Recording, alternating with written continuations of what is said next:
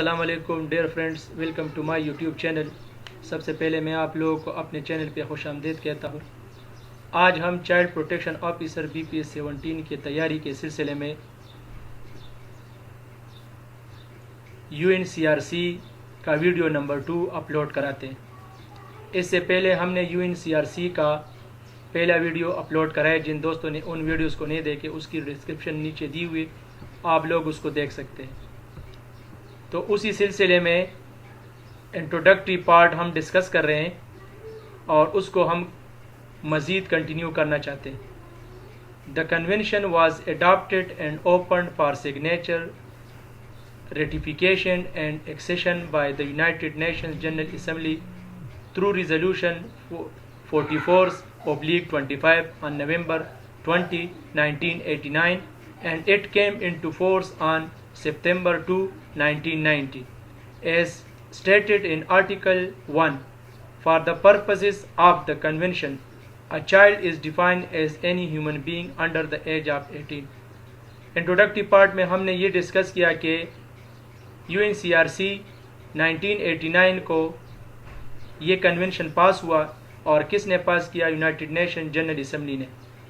لیکن اس اسمبلی کا جو ایگزیکٹ ڈیٹ ہے، جنہوں نے اس کنونشن کو پاس کیا، دیٹ از نومبر 20, 1989۔ یہ ڈیٹ آپ لوگوں نے یاد رکھنا ہے۔ اور اس کو یہ ایک ریزولوشن تھا جو کہ 44/25 کے تحت انہوں نے ایک ریزولوشن پاس کیا 20 نومبر 1989 کو، اور پھر اس کو باقاعدہ جو فنکشنل بنایا تھا وہ تھا ایگزیکٹ ڈیٹ سپتمبر 2, 1990، یعنی 20 نومبر 1989 کو اس کا ریزولوشن صرف پاس ہوا۔ پھر ایک سال بعد 2 ستمبر 1990 کو اس کا باقاعدہ آغاز ہوا، یعنی اس کو فنکشنل بنایا 2 ستمبر 1990 کو۔ تو آپ لوگوں نے یہ 2 ڈیٹس یاد رکھنے ہیں۔ دوسرا جو اہم پوائنٹ ہے اس میں آپ لوگوں نے اس کو یاد رکھنا ہے کہ یہ کون سی ریزولوشن کے تحت پاس کیا تھا۔ تو یہ ریزولوشن بھی آپ لوگوں نے یاد رکھنے ہے 44/25۔ پھر اس میں کچھ آرٹیکلز ہیں جسے ہم آگے ڈسکس کرنے والے ہیں۔ وہ آرٹیکل 54 آرٹیکلز ہے، اور اس میں پھر آپشنل پروٹوکولز ہے جو کہ آگے ڈسکس کرنے جا رہے ہیں۔ تو اس کنونشن کے تحت basic rights for the children, یعنی ہیومن رائٹس میں basic rights of the children بھی آتے ہیں۔ اب basic rights of the children کیا ہے؟ وہ اس کی سوشل رائٹس ہے، وہ اس کی پولیٹیکل رائٹس ہے، وہ اس کی اکنامیکل رائٹس ہے، وہ اس کی کلچرل رائٹس ہے۔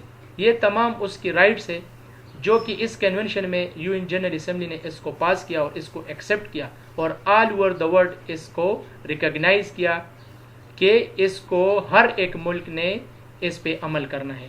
اور اس کنونشن کے تحت یہ بھی ڈسکس کیا کہ بچے کی ڈیفینیشن، یعنی چائلڈ کی ڈیفینیشن کیا ہے۔ اس کنونشن میں یہ بھی بتایا گیا کہ child is defined as any human being under the age of 18۔ 18 سال سے نیچے جو بھی بندہ آتا ہے اس کو چائلڈ کنسیڈر کیا جائے گا، یعنی جو 18 سال سے اوپر آتا ہے اس کو ایڈلٹ کا نام دیا گیا، اور جو 18 سال سے نیچے جو بچہ ہوتا ہے اس کو ہم چائلڈ کنسیڈر کریں گے۔ تو یہ تھا۔ اب اس کنونشن کی سٹرکچر کیسی تھی، ابھی ہم اس کو ڈسکس کر رہے ہیں کہ سٹرکچر کا مطلب کیا ہے۔ تو the convention is made of 54 articles and 2 optional protocols. اس کنونشن کا ٹوٹل 54 آرٹیکلز ہے جسے ہم انشاءاللہ اس چینل پہ بہت جلد آپ لوگوں کے ساتھ ڈسکس کرنے جا رہے ہیں۔ اور پھر اس میں آپشنل پروٹوکولز ہے۔ آپشنل پروٹوکول کا مطلب کیا ہے؟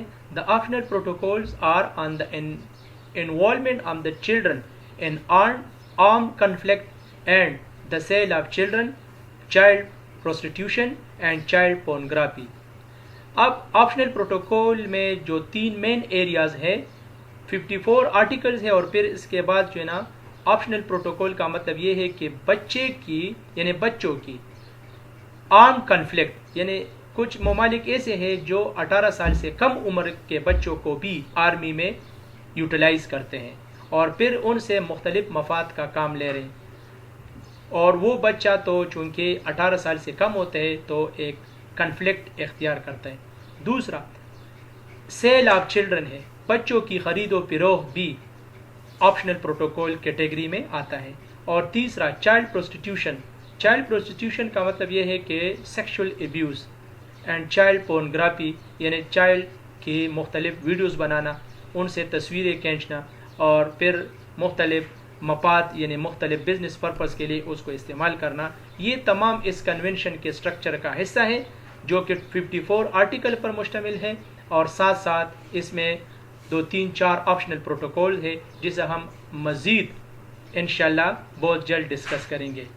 On 19 December 2011, a third optional protocol on a communication procedure was approved by the UN General Assembly. UN General Assembly نے 19 دسمبر 2011 کو ایک تیسرا آپشنل پروٹوکول جو کہ کمیونیکیشن پروسیجر کے نام سے مشہور ہے، انہوں نے یہ بھی پاس کیا۔ This protocol will allow for individual children to submit complaints regarding specific violation of their rights under the convention and its first 2 optional protocol. Us convention کے تحت یہ بتایا گیا، اس پروٹوکول میں یہ بتایا گیا کہ ایک بچہ جو انڈیویجول لیول پہ ہے، اس کے کوئی خواہ اس کے پیرنٹس ہو یا خواہ وہ بچہ انڈیویجول لیول پہ، اس کے جتنے بھی ریلیٹڈ کمپلینٹس ہو وہ اس پروٹوکول کے تحت جو ہے نا اس کی کمپلینٹ کر سکتا ہے۔ اسپیسیفک وائلیشن مطلب بچے کی جو اسپیسیفک وائلیشن ہو رہی ہے، اس کی جو رائٹس ہے اور اس کی وائلیشن ہے ہو رہی ہے، مطلب اس کے رائٹس کیا ہے، اس کی ایجوکیشنل رائٹس ہے، اس کی کلچرل رائٹس ہے، اس کی اکنامیکل رائٹس ہے، اس کی مطلب عام بچوں کی طرح جس طرح سوسائٹی میں عام بچے جو مطلب اس کی گروتھ اور ڈیولپمنٹ ہو رہی ہے، اسی طرح ان بچوں کی بھی اپنی لک آفٹر ہونی چاہیے، ان کی اپنی رائٹس ہے، تعلیم اس کے اپنا تعلیم ان کا اپنا حق ہے، ہیلتھ ان کا اپنا حق ہے، اس کے علاوہ سیکیورٹی ان کا اپنا حق ہے۔